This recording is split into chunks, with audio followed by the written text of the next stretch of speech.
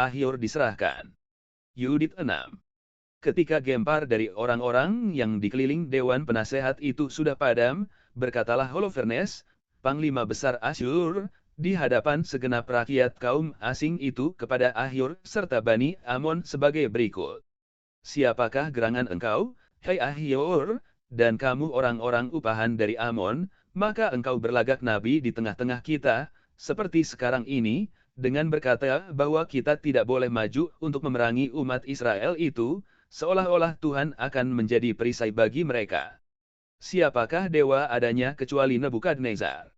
Baginda akan mengirimkan kekuatannya, lalu membasmi Bani Israel dari muka bumi. Dan Tuhan mereka tidak akan dapat melepaskan mereka.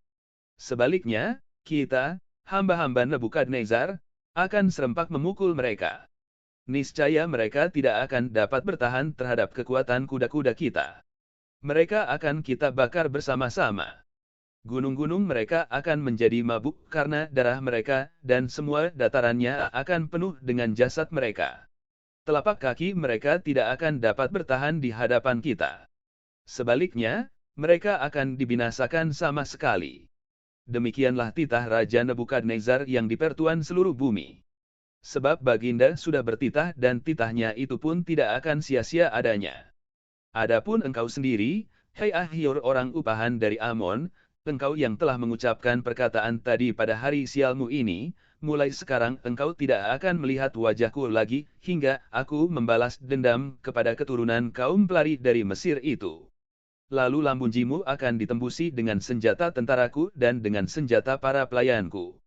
Jatuhlah engkau nanti di tengah-tengah orang-orang mereka yang kena luka, apabila aku kembali kelak.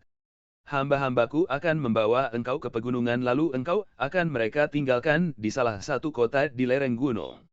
Engkau tidak akan binasa, hingga dibasmi bersama dengan mereka.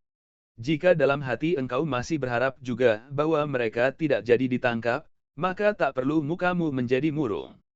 Aku sudah berkata dan tiada satupun dari perkataanku itu yang akan gagal.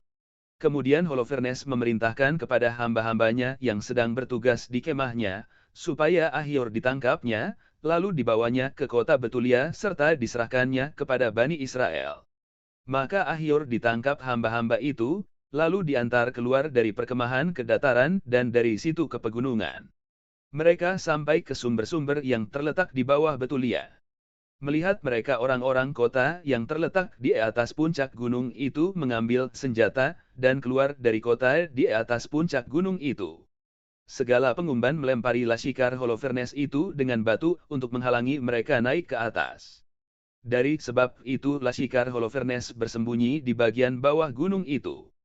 Diikatnya Ahyur, lalu ditinggalkannya terletak pada kaki gunung itu. Kemudian pulanglah mereka kepada tuannya. Bani Israel turun dari kotanya lalu menghampiri Ahyur. Ia dilepaskannya dan diantarnya ke kota Betulia.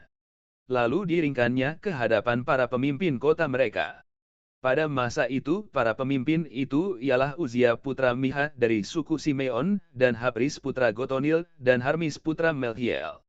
Mereka itu mengumpulkan para tua-tua kota.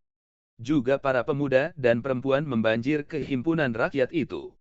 Ahyur ditempatkan di tengah-tengah seluruh rakyat, lalu Uzia menanyakan kepadanya apa yang sudah terjadi.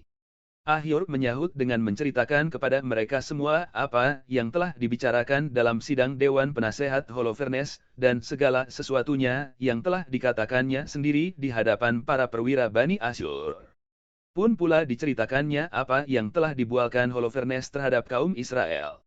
Maka seluruh rakyat Israel merebahkan diri dan sujud menyembah di hadapan Tuhan seraya berseru, katanya, Gusti, yang berkuasa di surga, pandanglah kecongkakan mereka dan kasihanilah bangsa kami yang direndahkan, dan lihatlah pada hari ini dengan rela muka bangsa yang telah dikuduskan kepadamu. Mereka pun lalu menghibur Ahyur dan dia sangat dipuji mereka. Uzia mengambil dia dari tengah himpunan rakyat itu ke rumahnya. Diadakanlah suatu perjamuan makan untuk para tua-tua. Semalam-malaman mereka minta tolong kepada Tuhan Israel.